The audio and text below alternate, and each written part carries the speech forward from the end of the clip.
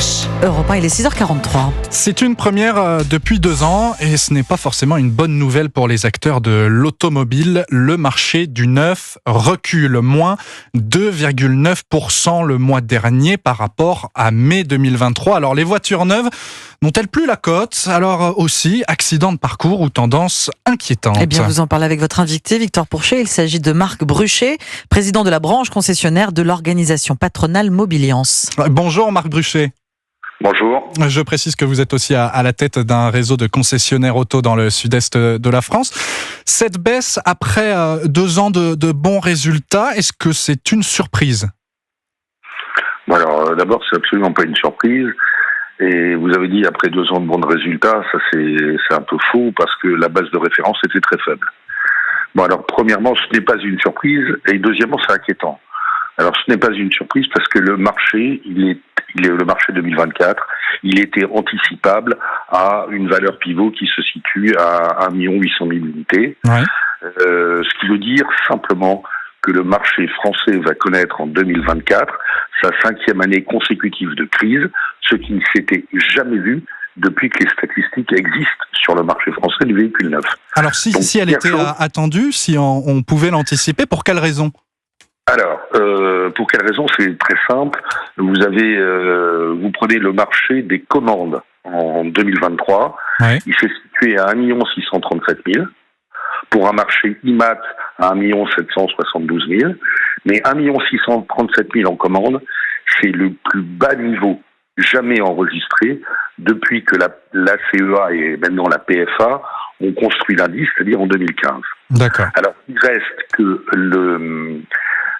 on avait un portefeuille de début d'année qui était amoindri par rapport à celui qu'on avait l'année dernière, mais qui nous permettait de tenir à peu près, on va dire, les 3-4 premiers mois de l'année. Ouais, ce qui n'est plus le cas maintenant. Marc Bruchet, je rappelle, vous êtes président de la branche concessionnaire de l'organisation patronale Mobiliance. Parlons de la part de l'électrique, peut-être pas forcément des bonnes nouvelles, mais elle ne chute pas dans ses résultats, elle stagne. Est-ce que c'est quand même un point positif? C'est une mauvaise nouvelle, si vous voulez. Il y a 3 choses inquiétantes. Au-delà du caractère non surprenant, il y a 3 choses inquiétantes dans les IMAT de mai. La première chose, c'est que le marché il a été artificiellement gonflé, puisque vous avez eu 2 pics d'immatriculation, le 14 et le 15 mai. Pourquoi? Parce que le 15 mai, c'était la date butoir de livraison pour pouvoir bénéficier des bonus 2023 qui étaient plus avantageux que les bonus 2024. 14 et 15 mai, c'est 2 jours, 10% des IMAT du mois. Et surtout 30 et 31 mai, c'est-à-dire la fin du mois, 20% des IMAT du mois sur les 2 derniers jours du mois. Et ça, c'est constant depuis le début de l'année 2024. Alors avec des différences, hein, vous avez des constructeurs comme les marques du groupe Stellantis qui sont plutôt entre 30 et 40% des IMAT sur les 2 derniers jours du mois. Et à l'inverse, vous avez des constructeurs comme Renault ou Toyota qui sont à moins de 10%. Alors ça, c'est inquiétant, parce que vous avez vraiment un marché qui a été boosté. Deuxième chose inquiétante, c'est que vous avez atteint, vous dites sur le marché électrique, on a atteint un plateau qui est très décevant, parce que vous avez quand même les ventes de véhicules électriques sur mai ont continué d'être boostées par le leasing électrique. Or, la part de marché de l'électrique sur le marché total des véhicules neufs, en mai isolé, mai 2024, c'est 16,90%. C'est-à-dire que on est sur une part de marché qui est quasiment identique à celle qui était constatée sur l'ensemble de l'année 2023 et qui se situe à 16,80%. Pour mémoire, sur décembre 2023 isolé, la part de marché de l'électrique était supérieure à 20%. Donc on a un vrai problème là-dessus. Oui. Et troisième chose inquiétante, c'est qu'on a une déformation des ventes par canal de vente. C'est-à-dire que vous avez dans ces moins 3% sur mai isolé. Bon, ça peut arriver, mais ce qui est inquiétant, c'est que vous avez une baisse de 2% des ventes à particuliers et vous avez un décrochage de 13% des ventes à société.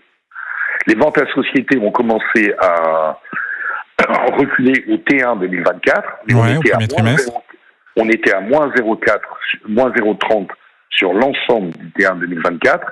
Et là, sur mai isolé, on est à moins 13%. Oui, alors, qu'est-ce que c'est qu'au global, on n'est qu'à moins 2,9%? C'est que vous avez eu un replâtrage de la performance globale par les IMAT tactiques, c'est-à-dire les loueurs courte durée qui ont augmenté de 2,5%, les véhicules de démonstration qui ont augmenté de 9,5 et les IMAT directs des constructeurs qui ont augmenté de plus de 20 points. Oui, donc on entend votre inquiétude et ce gonflement un peu artificiel des chiffres. Vous parliez du leasing social, je voulais vous poser la question. Leasing social, on rappelle pour nos auditeurs qui ne seraient pas au fait, c'est cette aide pour bénéficier d'une voiture électrique en leasing, une aide à jusqu'à 100 euros par mois. Sauf que ces aides-là, elles ne sont pas arrivées toutes. C'est pas une aide jusqu'à 100 euros par mois, c'est une aide de 13 000 euros à l'achat qui permet d'avoir un loyer qui est de l'ordre de 100 euros par mois. De 100 euros par mois, exactement. Toutes ces aides, elles ne sont pas arrivées jusqu'au concessionnaire. On en est où à présent ? Alors à présent, où on en est ? L'état des lieux au 30 mai, c'est que l'ensemble des réseaux de distribution avait un gap de 320 millions d'euros. C'est-à-dire que l'État leur devait 320 millions d'euros. C'est énorme. Et sur les 320 millions d'euros, vous avez en gros, vous avez à peu près 50% qui sont dus à des retards de paiement sur le bonus écologique normal, entre guillemets, et l'autre moitié, entre 150 et 160 millions d'euros, qui est dû à des retards de paiement sur le bonus électrique, le leasing social. Et ça vous inquiète aussi, en 2 mots ? À votre avis ? J'imagine. Bien sûr, c'est-à-dire que les trésoreries sont extrêmement tendues. Ce que le réseau risque, c'est une crise de trésorerie qui serait due à la défaillance de la puissance publique. Oui, donc, Ceci étant, après plusieurs réunions avec la DGEC et l'ASP, on a obtenu plusieurs choses. D'abord, en 2 mots, Marc Bruchet, le temps nous est compté. Voilà, ce retard était dû au fait qu'on ne pouvait plus déposer nos dossiers sur le portail de l'État qui nous permet d'être payés. Ça fait 3 Ce sont des choses qui vont être arrangées. On arrive au bout du temps, Marc Bruchet. C'est arrivé. C'est arrangé à partir du 30 mai. Le portail a réouvert. Donc nous avons pu déposer nos dossiers. Pour l'instant, vous êtes dans l'attente. On est dans l'attente. Le portail a l'air de tenir le choc. Il y a quand même 42 000 dossiers en retard. Et donc on suivra l'avancée. Merci beaucoup Marc Bruchet. Je rappelle que vous êtes le président de la branche concessionnaire de l'organisation patronale Mobiliance. Europe 1, il est 6h50.